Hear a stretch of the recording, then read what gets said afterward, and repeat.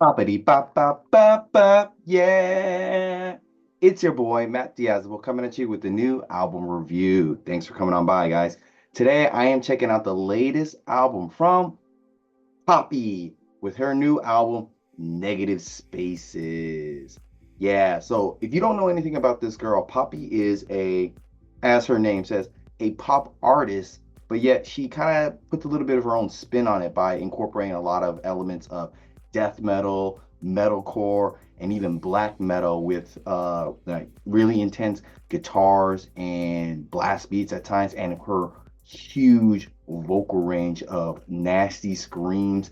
She's mixing all these genres together and she's kind of perfecting her craft here because Poppy's been on the scene since about at least 2017, dropping some albums that mix that whole, intense screaming, but with like catchy poppy sounds.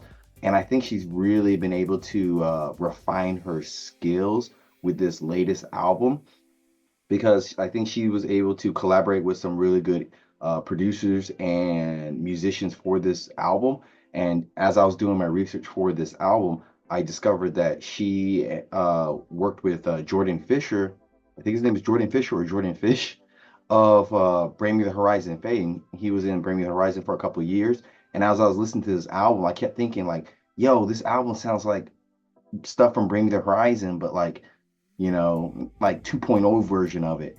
And did my research and checked out who were the producers and stuff on it. He was the one who really helped her out with this album. So I was like, oh, okay, I kind of get why this album sounds like it does. And it sounds pretty good. It's quite amazing how she's able to blend all these types of different genres onto one album, and they all just kind of flow into each other very well. Like one minute you have some really heavy industrial riffs with the song "Have You Had Enough," and you get some intense and ridiculous black metal blast beats on the songs "They're All Around Us." That song threw me for a spin when it just comes in. It's just like intense drumming, intense guitars, and her just screaming her head off. I was like, whoa, we're getting some black metal on here? What's going on? I'm still shook just thinking about it when I heard it. And then you get some more, I would say, groovy kind of new metal that like reminded me of Linkin Park with the song New Way Out. Like it could have been on an old Linkin Park album, like on Hybrid Theory for sure. And then there's some like 80s synth, like dark wave type of music that reminded me of The Cure and old goth music on the song Crystallized. And even she throws in some R&B music in here in her interludes, and they just all like go into each other so nicely. I would say that's probably the one thing that's quite mesmerizing about this album is the fact that she is able to blend all these genres without even like breaking a sweat. I think she has like really worked and crafted out a particular style here that I don't know if anyone's gonna be able to top what she's doing here. And to have her like vision executed the way it was on this album, I think she got some really good help in terms of like the members who are helping her create the music in terms of guitars, drums, and bass and everything. Like it's half and half, like her vision of what she wanted to create with the music, but also these musicians coming here to make that vision come alive. Like the guitars have a really good crunchy and menacing feel to it that like reminds me again of Bring Me the Horizon back when they were doing more metalcore stuff, like on the songs "The Cost of Giving Up," "Nothing," and "Surviving on Defense," uh, "Defiance," "Surviving on Defiance." It's just ridiculously impressive how good and crunchy the guitars sound, and even at times they kind of remind me of Architects in terms of like some technicality and just overall heaviness. So I want to play Nothing for you so you can get a sense of those heavy, heavy riffs, which actually on this song, they're kind of pulled back a little bit for the most part, but then they come in pretty hard and you're like, oh, whoa, these are really intense.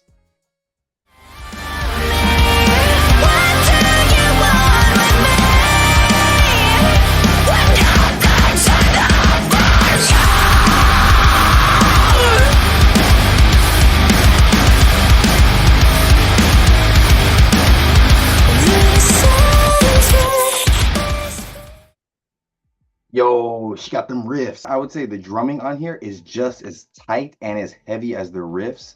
They're able to just like do some crazy blast beats to more groovy in like infectious style playing, but it's always really tight and it just has a very massive feel to it. Like on the songs, the cost, no, yeah, they're all around us, vital, negative spaces, push go. They just have a good intensity that just sounds really amazing. Bass playing on here is really smooth and has a really heavy and weighted feel to it, like on the songs Negative Spaces and Halo. And on that last song, Halo, the bass combined with her vocals creates a really nice combination that really complements one another and just helps elevate the song to a very amazing and just great feel to it as it is the closer of the album, and it just works really well. I love how she fleshes out her album with a lot of interesting backing synths and creepy eerie noises that just, you know, fill out those empty spaces in between the songs, so that no matter what, you're getting some interesting music being played to you, whether it's from the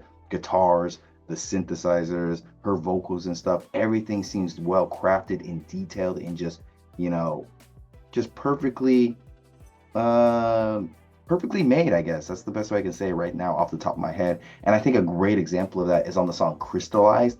Just, you know, that dark 80s synthwave style she's got here. It just sounds really, really great. And it blew my mind when I listened to it. It was pretty amazing.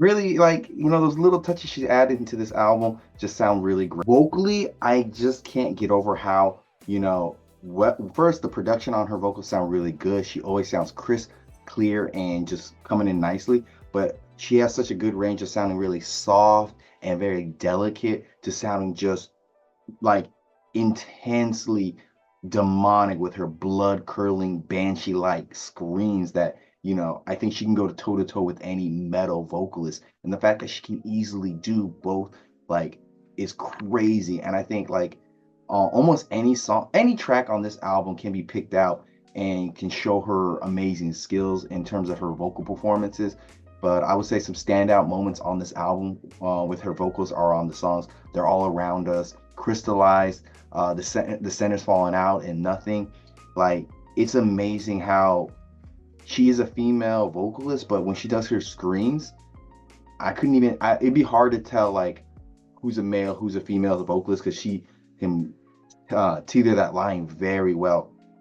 And I think a good example of that is on the song The Center's Falling Out. It's just a straight 2 minute, like nasty breakdown of a song. And it's just the band is going intense and her vocals are just unhinged. So here's a clip of that for you right now.